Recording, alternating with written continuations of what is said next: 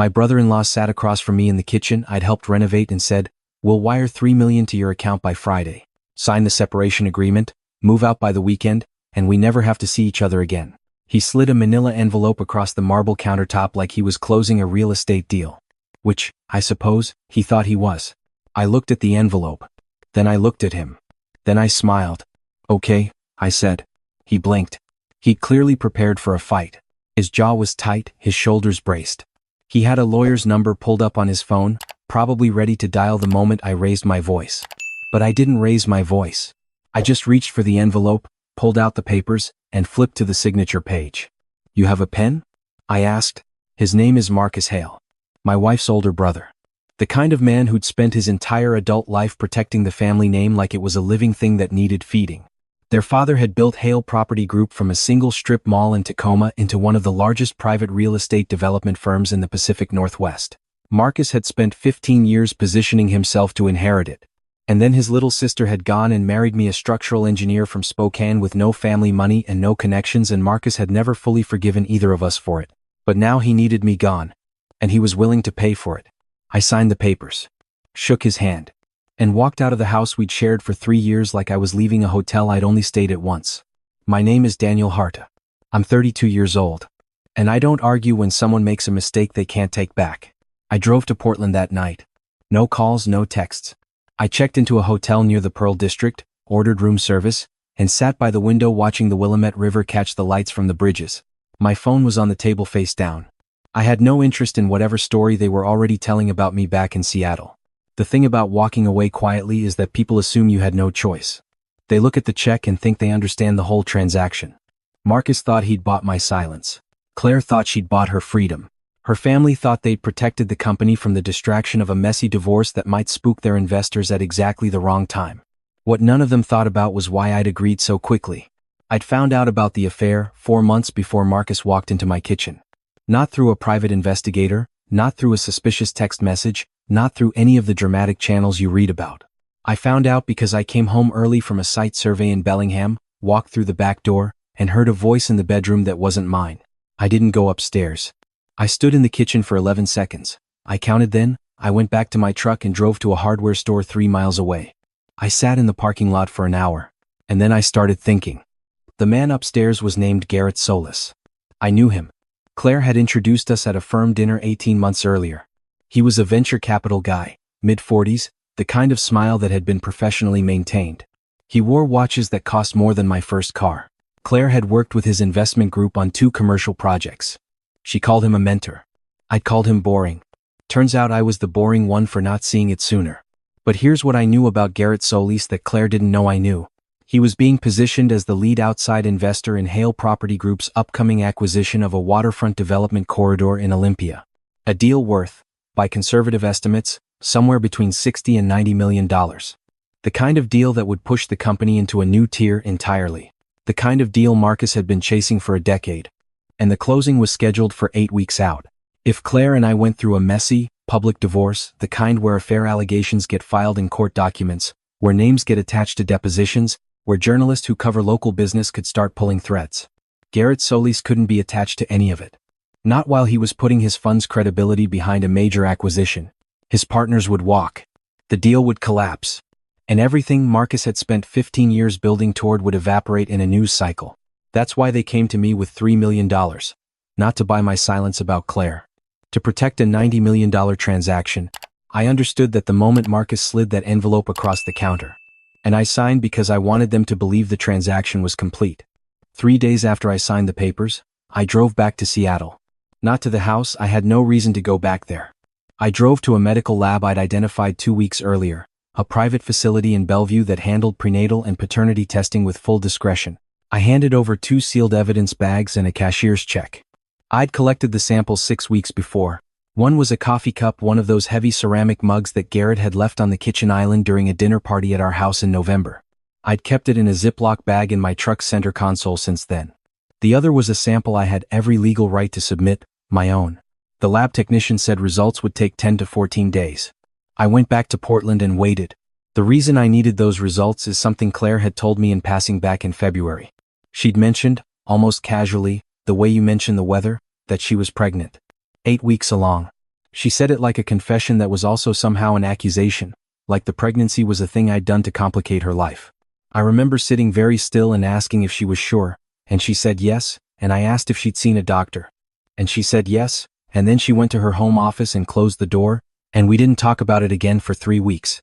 When Marcus came with the envelope, Claire was 14 weeks pregnant. I spent those 10 to 14 days in Portland doing what I normally do. I worked. I had 3 active projects in my client queue, including a residential compound in the Columbia River Gorge that I'd been designing for 8 months. I sent emails, reviewed drawings, got on calls.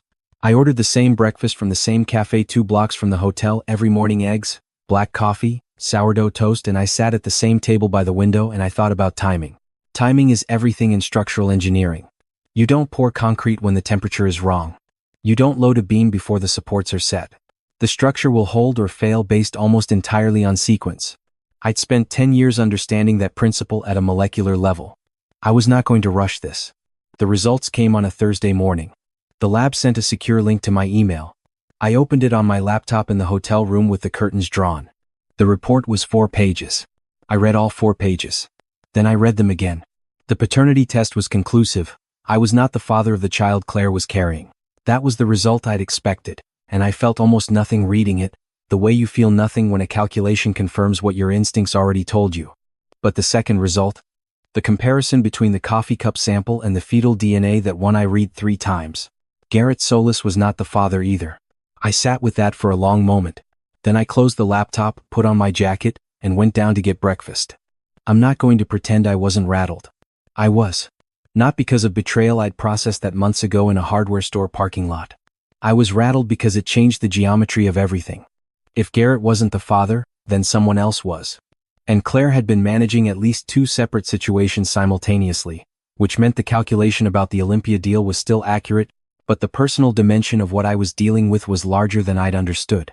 I called a friend from college, a family law attorney in Denver named Paul Sheridan, someone who had no connection to Seattle, to the Hale family, to any of it. I told him the situation in clinical terms, the signed separation agreement, the 3 million, the pregnancy, the DNA results. He was quiet for a moment. Then he said, "You kept everything, right?" "Everything," I said. "Good," he said. "Don't move yet. Let me look at the separation agreement." I emailed him a scan. He called me back 90 minutes later. "The agreement you signed," he said, "releases you from any claim against the marital estate. But it says nothing about fraud.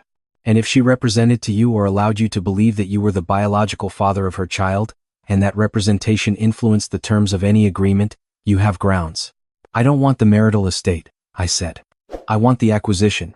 He paused. "Say that again." I explained the Olympia deal, the timeline, the fact that the closing was now 6 weeks away, the fact that Garrett Solis, whatever his personal relationship with Claire was, had put his fund's credibility on the table for a transaction that was contingent on the Hale family maintaining clean optics. Paul was quiet again, longer this time. "You're saying the company needs this deal more than the deal needs the company." "That's exactly what I'm saying. And if Solis pulls out, Marcus doesn't have a backup buyer at this scale. Not in 6 weeks. He'd have to defer the acquisition by at least a year, maybe 2. Requalify for the financing.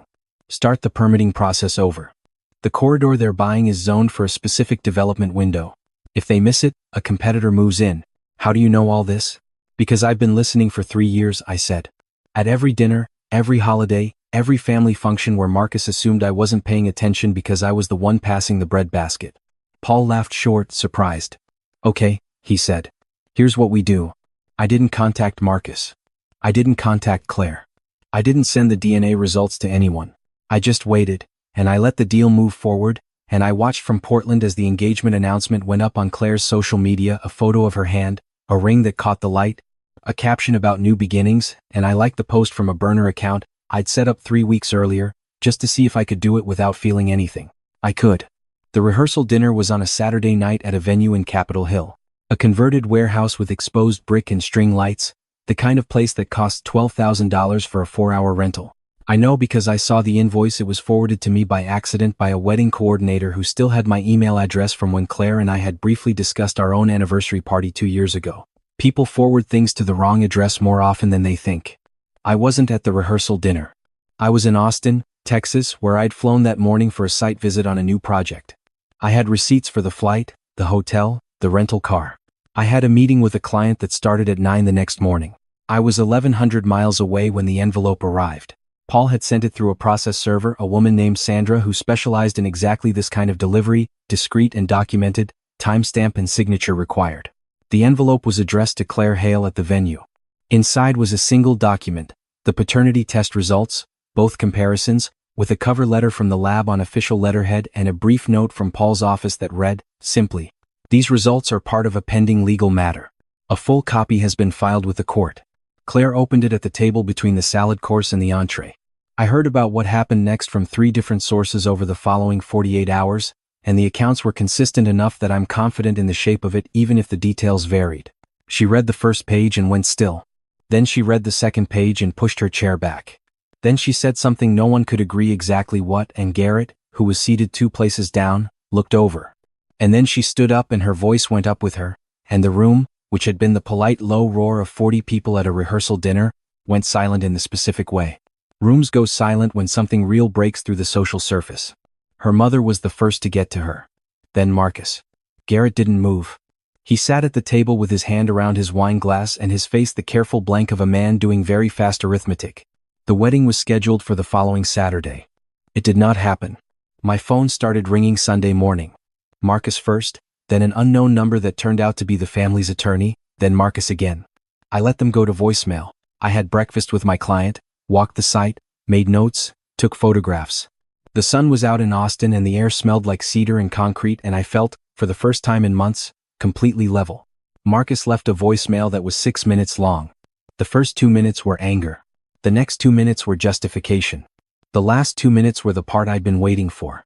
"We need to talk about what you want," he said.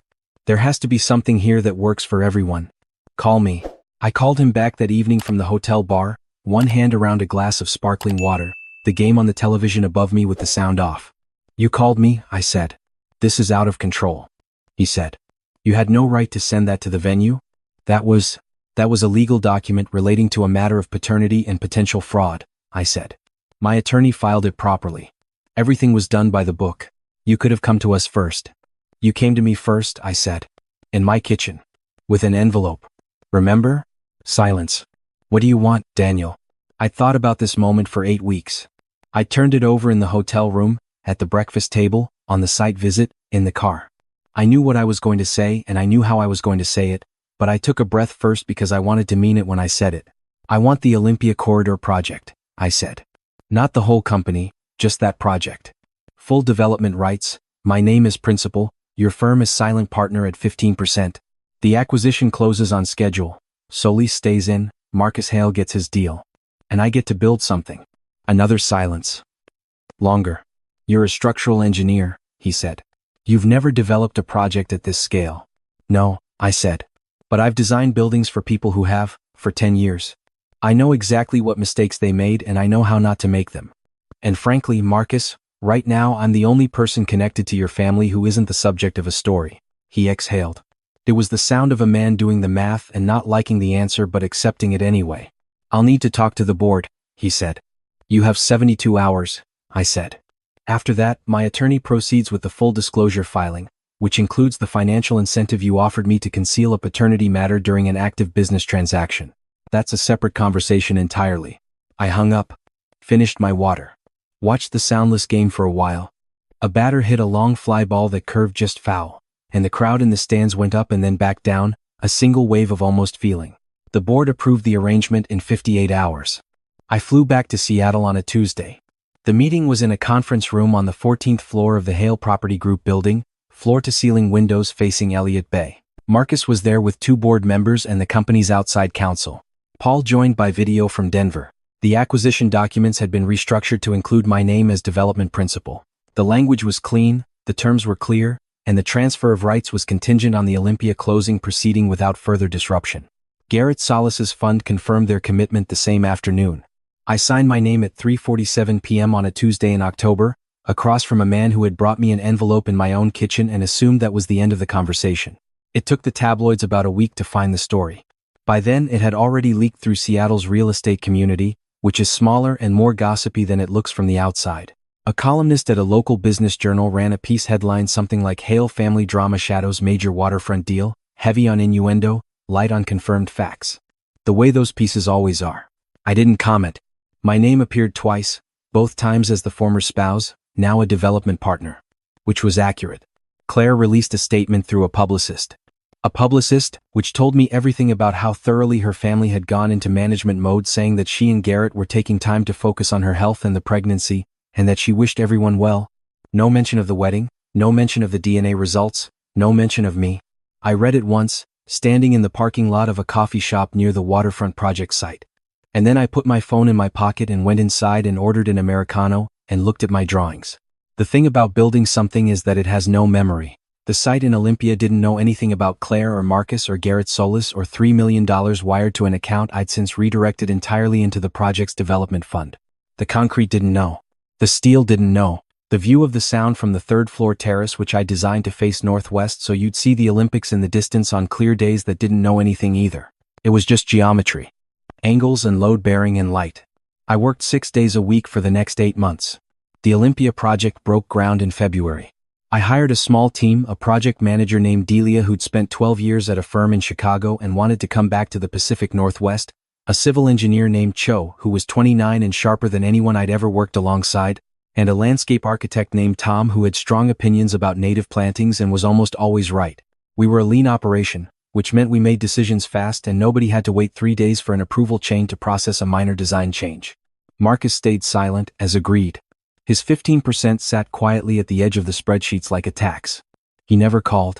I never called. We existed in the same professional universe the way two planets exist in the same solar system, aware of each other's gravity, uninterested in contact. I heard through a mutual acquaintance that Claire had the baby in April. A boy. The paternity question, as far as I knew, was still unresolved publicly. Though I had my own copies of the documentation and Paul had the rest in a file that I hoped never needed to be reopened. I felt no need to pursue it. The child was not part of my story. I hoped, for the kid's sake, that the adults around him eventually got their accounting straight. What I didn't expect was the piece that ran in the Seattle Times in June. A journalist named Petra Vasquez had been quietly working on a profile of the Olympia waterfront development, the design, philosophy, the community impact, the unusual structure of the partnership. It was the kind of architecture and urban development story that ran in the Sunday magazine section, long and thoughtful, with good photographs. She'd interviewed my team, walked the site, talked to the city planner and 2 of the neighboring property owners. She asked me for an interview and I agreed. We met at the site. She had a good eye, asked questions that demonstrated she'd actually read the planning documents, and spent about 40 minutes with me walking the partially constructed first phase. Near the end, she said, without making it a big deal, "There's a personal backstory here that a lot of people in Seattle real estate are aware of. I'm not going to print anything you don't confirm. But I want to ask, how much of what you built here came out of needing to prove something?" I thought about it for a moment. The framing of the question assumed that the work was motivated by the wound. That the whole thing was a kind of therapy. None of it, I said. I built it because the site deserved a good building. The geometry of the lot, the sight lines, the relationship to the water, I could see what it wanted to be before any of the personal stuff happened. I would have wanted to build this project regardless. She wrote it down. Then she looked up. "So the personal stuff just happened to point you in the right direction? Something like that?" I said. "Sometimes the worst thing that happens to you is just a detour. You end up somewhere you were always supposed to be, you just got there a different way." She nodded. The quote ran in the piece, 3rd paragraph.